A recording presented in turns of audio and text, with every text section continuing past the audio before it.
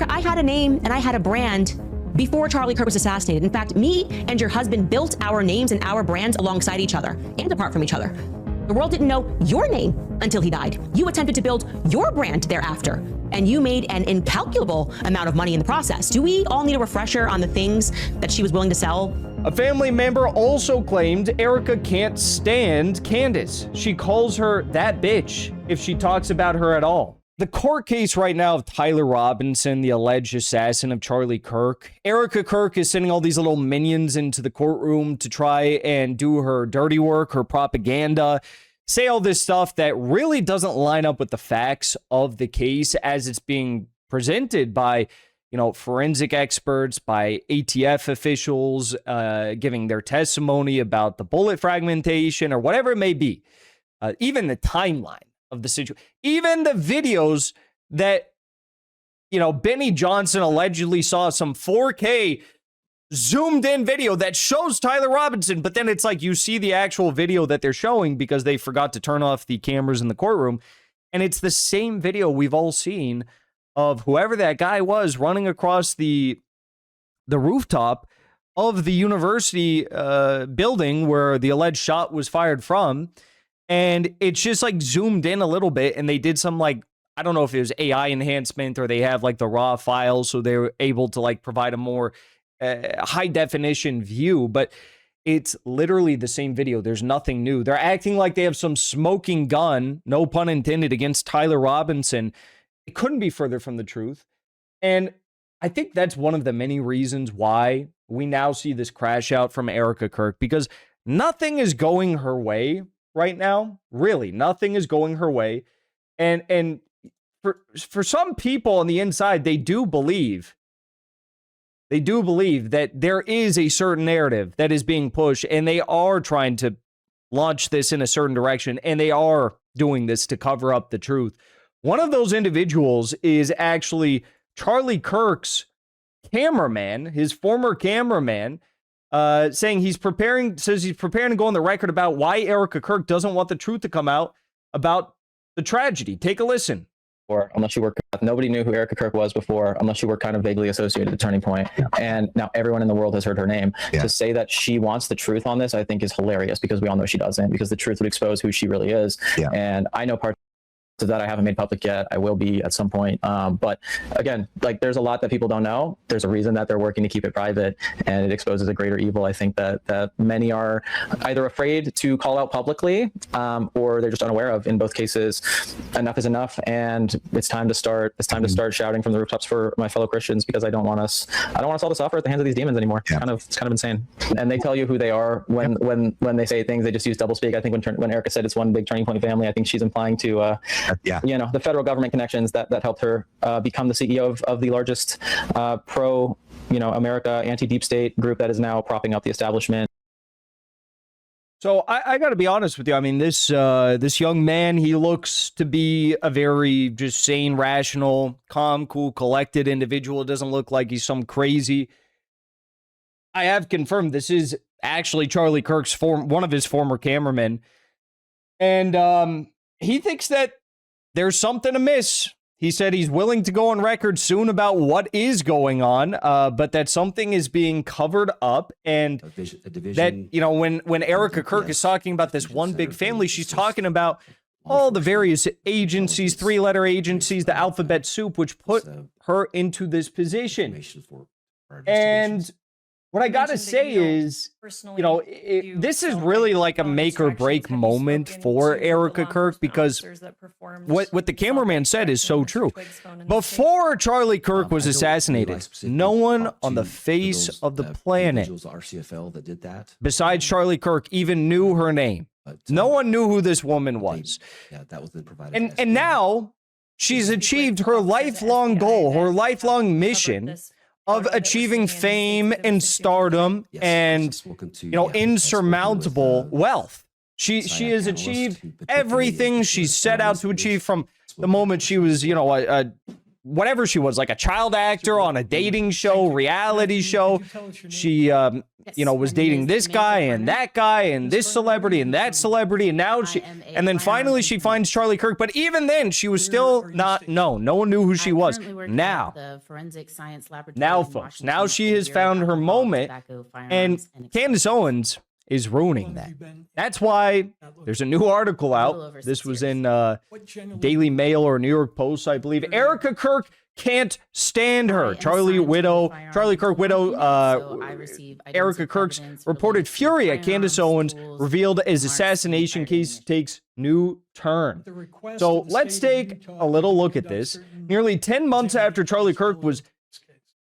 Oh, my audio? Is it better now? The political battle over the alleged neat paper. Indian speaking. Nearly 10 months after Charlie Kirk was fatally shot during a speaking event at Utah Valley University, Erika Kirk is still searching for answers through the legal process. Yeah, but my question is always like, why is she so opposed to Candace Owens searching for answers through other means? Like, why is she willing to forgive Tyler Robinson, who she believes is the shooter of her late husband, within days of the assassination taking place, but she can't forgive Candace Owens for trying to dig into what exactly is going on here? One family friend described her reaction by saying she thought she was really going to be angry and mad and really hate him, but she didn't. She just felt really sad. Overwhelming sadness is what she called it. It made her grieve even more. That's a friend talking about Erika's thoughts about Tyler Robinson. It's insane. A family member also claimed Erika can't stand Candace. She calls her that bitch if she talks about her at all. The source went further, alleging Erika thinks she's the worst, most unkind person in the world. Ugly person, inside and out. She's a soulless ghoul.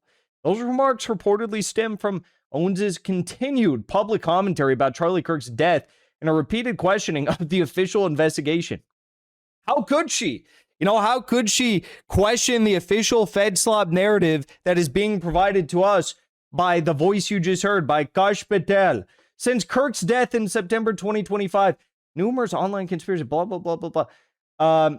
One family member claimed the bridge is burned. It's been burned. It's more than burned. It's been blown up. There's no reason for Erika to speak to Candace again. Ever.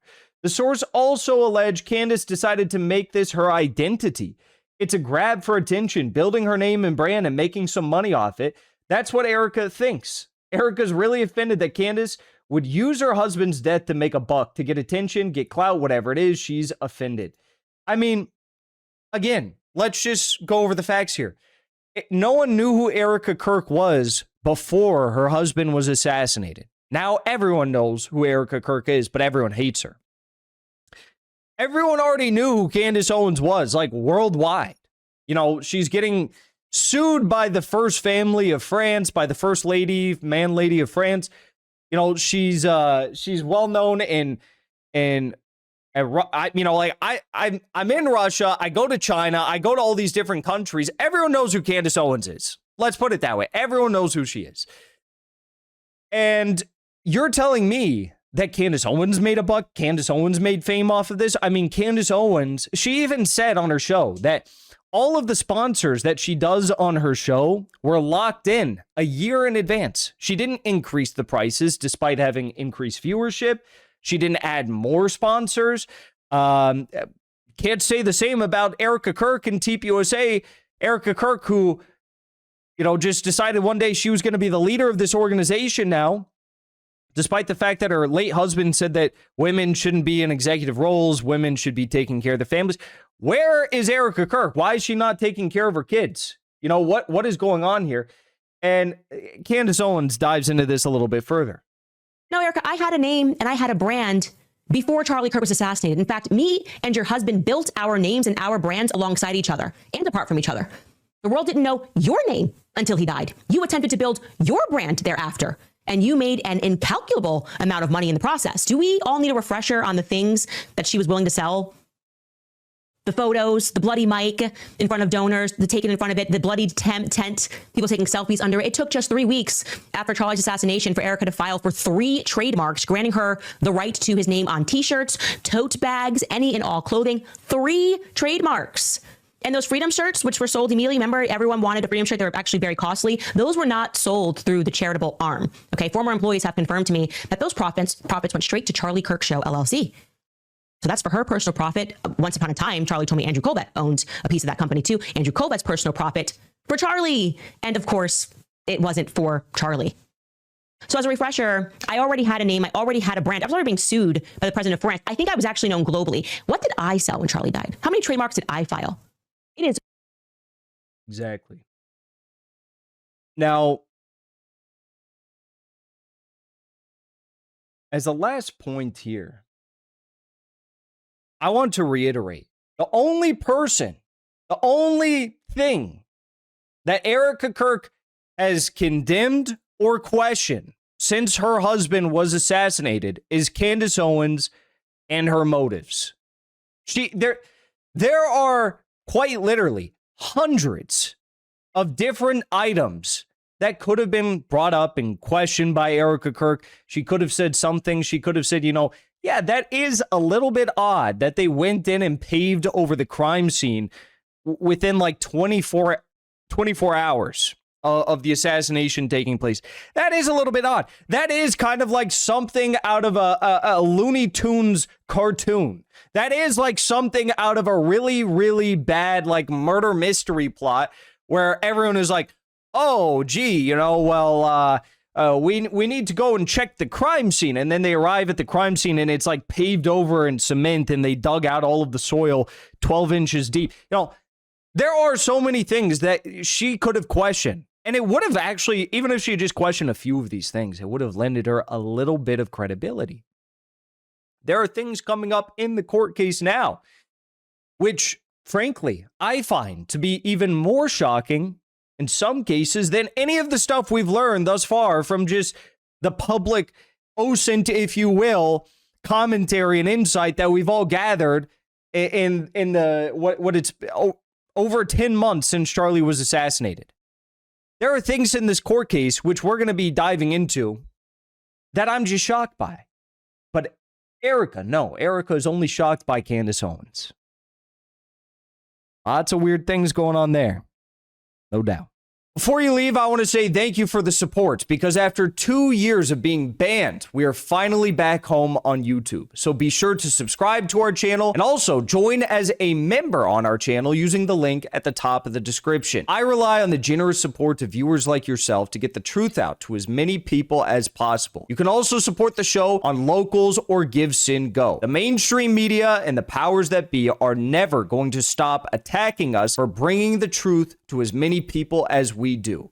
Thank you so much for your support.